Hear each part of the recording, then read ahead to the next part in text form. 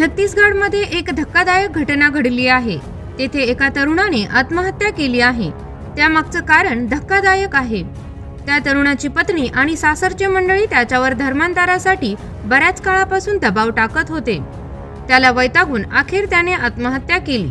मरण्याआधी त्याने व्हॉट्सअप स्टेटसही ठेवले होते। लिनेश साहू असं आत्महत्या केलेल्या तरुणाचं नाव आहे। तो धमतरीमधल्या अर्जुनी पोलीस ठाण्याच्या कार्यक्षेत्रातील पोटियाडीह गावात राहायचा। वर्षभरापूर्वी म्हणजे गेल्या सप्टेंबरमध्ये रायपूरमधल्या करुणा हिच्याशी त्याचं लग्न झालं होतं। 7 डिसेंबर रोजी त्याचा मृतदेह घरात लटकत असलेल्या स्थितीत सापडला होता। पोलिसांना माहिती कळताच ते घटनास्थळी गेले। त्यांनी तपास सुरू केल्यावर त्यांच्या असे लक्षात आले की लिनेश साहू याने मरणापूर्वी व्हॉट्सअप स्टेटस अपडेट केले होते। तसेच त्याने नातेवाईकांना मेसेज पाठवून सुसाईड नोटही पाठविली होती। त्याची पत्नी आणि सासरकडचे मंडळी त्याच्यावर धर्मांतरासाठी दबाव टाकत होते। त्यामुळे तो बऱ्याच दिवसांपासून तणावाखाली होता, अशी माहिती त्याच्या नातेवाईकांनी दिली।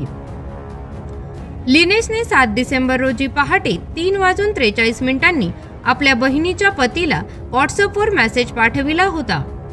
पोलिसांनी अशी माहिती दिली की लिनेशची पत्नी करुणा वय वर्ष 27, तिचे आई वडील राजकुमार वय वर्ष 54 आणि गौरी साहू वय वर्ष 48, तिची बहीण किरण वय वर्ष 31 यांनी लिनेशला आत्महत्येला प्रवृत्त केल्याच्या आरोपाखाली पोलिसांनी अटक केली आहे।